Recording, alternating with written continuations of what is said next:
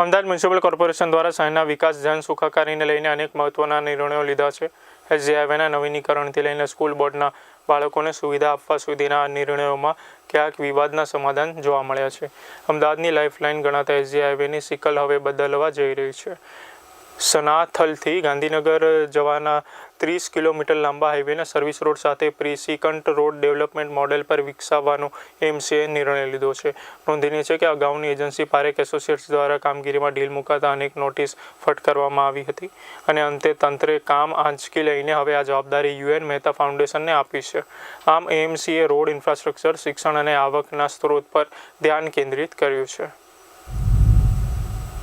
જે રીતે આગામી કોમનવેલ્થ અમદાવાદ મહાનગરમાં યોજવા માટે જઈ રહ્યો છે અને આદરણીય દેશના વડાપ્રધાન મોદી સાહેબ અને ભારત સરકારના ગૃહ અને સહકાર મંત્રી આદરણીય અમિતભાઈ શાહ સાહેબના નેતૃત્વમાં આજે અમદાવાદે હરણફાર કરી છે અને વૈશ્વિક કક્ષાએ આ સિટીએ નામના કમાવી છે.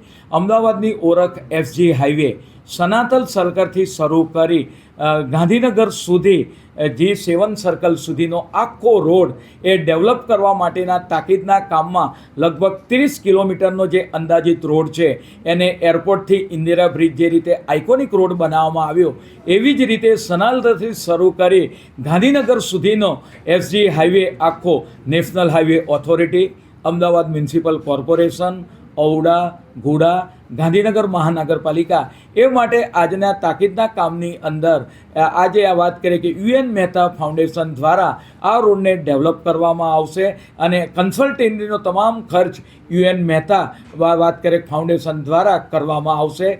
પરિણામે આવનાર સમયગાળા દરમિયાન લેન્ડસ્કેપિંગ તદુપરાંત વાત કરીએ કે ગજેબો જે રીતે ઇસ્કોનથી પકવાન સુધીનો રોડ ડેવલપ કરવામાં આવ્યો એવો નવતર રૂપ 30 કિલોમીટરનો એસજી હાઈવે બ્યુટિફિકેશન સાથે તૈયાર થશે. મ્યુનિસિપલ કમિશનર દ્વારા ડ્રાફ્ટ બજેટ જે રજૂ કરવામાં આવ્યું તેમાં ફ્લોટર હાઉસ જે રાખવામાં આવ્યું હતું, પરંતુ મહાનગરપાલિકાની લોકલાગણી તદુપરાંત માન્ય ધારાસભ્ય અમિતભાઈ શાહ સાહેબ તથા અન્ય લોકોની રજૂઆતને આધારે માન્ય મ્યુનિસિપલ કમિશનરે આ જે ડ્રાફ્ટ બજેટમાંથી છે આ ફ્લોટર હાઉસ કેન્સલ કરવા માટે, રદ કરવા માટેની આપણે વાત કરીએ કે એના માટેનું એ સ્વીકારેલું છે અને આવનાર સમયગાળા દરમિયાન આ ફ્લોટર હાઉસ આપણે વાત કરીએ કે એ દૂર કરવામાં આવશે. જ્યારે વિવિધ ટીપી ફાઇનલ થાય ત્યારે મહાનગરપાલિકાને સેલ ફોર કોમર્શિયલ અને સેલ ફોર રેસિડેન્શિયલના પ્લોટ પ્રાપ્ત થતા હોય છે.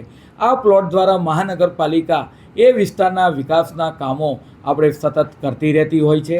આજની સ્ટેન્ડિંગ કમિટીની અંદર અલગ અલગ વિસ્તારના મોટેરા હોય, ચાંદખેડા, નવા વાડજ, થલતેજ, બોડકદેવ આ વિસ્તારના 5 પ્લોટ ઓક્શન કરવા માટેની મંજૂરી આપવામાં આવી છે, જેની બેઝ વેલ્યુ 528 કરોડ જેટલી મૂકવામાં આવી છે. મહાનગરપાલિકાની અંદર વાત કરવામાં આવે કે અલગ અલગ વિસ્તારની અંદર સ્માર્ટ ટોયલેટ ઊભા કરવામાં આવેલા છે. પરિણામે સિટીઝન લોકો તેનો ઉપયોગ કરતા હોય છે, પરંતુ કેટલીક વાર જ્યારે છૂટાની આપણે વાત કરીએ કે પૈસાનો પોઈન્ટ જ્યારે અંદર નાખવાના હોય ત્યારે તકલીફ ઊભી થતી હોય છે. પરિણામે QR કોડનો જ્યારે ટેકનોલોજીનો ડિજિટલનો ઉપયોગ કરવામાં આવે તો એને પરિણામે આપણે વાત કરીએ કે આ કોઈન્સની માથાકૂટમાંથી છુટકારો મળે.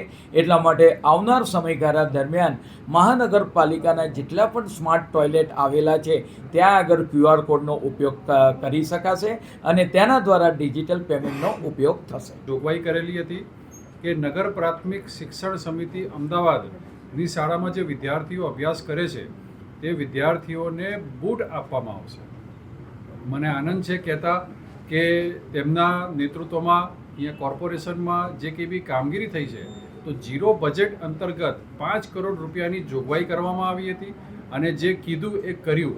એટલે કે જે જાહેરાત કરેલી હતી તેનો અમલ પણ કરવામાં આવ્યો છે અને આવતીકાલથી આપણા નગર પ્રાથમિક શિક્ષણ સમિતિ અમદાવાદના બધા જ વિદ્યાર્થીઓ 1,72,000 વિદ્યાર્થીઓને જે આપણા સ્ટેન્ડિંગ કમિટીના ચેરમેન આદરણીય દેવાંગભાઈ દાણી સાહેબના બજેટમાંથી જે કંઈ બી આ ફાળવણી કરવામાં આવી હતી તે અંતર્ગત બધા જ વિદ્યાર્થીઓને બૂટ પ્રથમ વખત આપવાનો એક ઐતિહાસિક નિર્ણય કરવામાં આવ્યો છે. અત્યારે જો વાત કરીએ તો નગર પ્રાથમિક શિક્ષણ સમિતિ અમદાવાદની અંદર જે આ નિર્ણય કર્યો છે તે નિર્ણય કરવા બદલ અને તેનો અમલ કરવા બદલ હું મેયરશ્રી અને આખી ટીમને દેવાંગભાઈ દાણી સાહેબનો ખાસ આભાર માનું છું કે આ ખૂબ જ ઐતિહાસિક નિર્ણય છે આનાથી એક સૂત્રતા જળવાશે. વિદ્યાર્થીઓ યુનિફોર્મની સાથે બધા જ વિદ્યાર્થીઓ આ એક પ્રકારના બૂટ પણ પહેરશે અને આ બૂટ પહેરવાથી આપણે જોવા જઈએ તો વિદ્યાર્થીઓ ક્યાંક ને ક્યાંક સ્લીપર પહેરે, ક્યાંક ચંપલ પહેરે, ક્યાંક બીજા બૂટ પહેરે, તો એ બધી વાતથી એક યુનિફોર્મિટી જળવાશે. ક્યાંક કોઈક જગ્યાએ કદાચ જો સ્લીપર કે ચંપલ કાઢે તો એ કોઈક જગ્યાએ ગંદકીમાં એનો પગ પડે તો એનાથી ક્યાંક ને ક્યાંક સ્વાસ્થ્યને પણ નુકસાન થતું હોય છે. ખાસ કરીને આ ખૂબ એક મહત્ત્વનો નિર્ણય છે.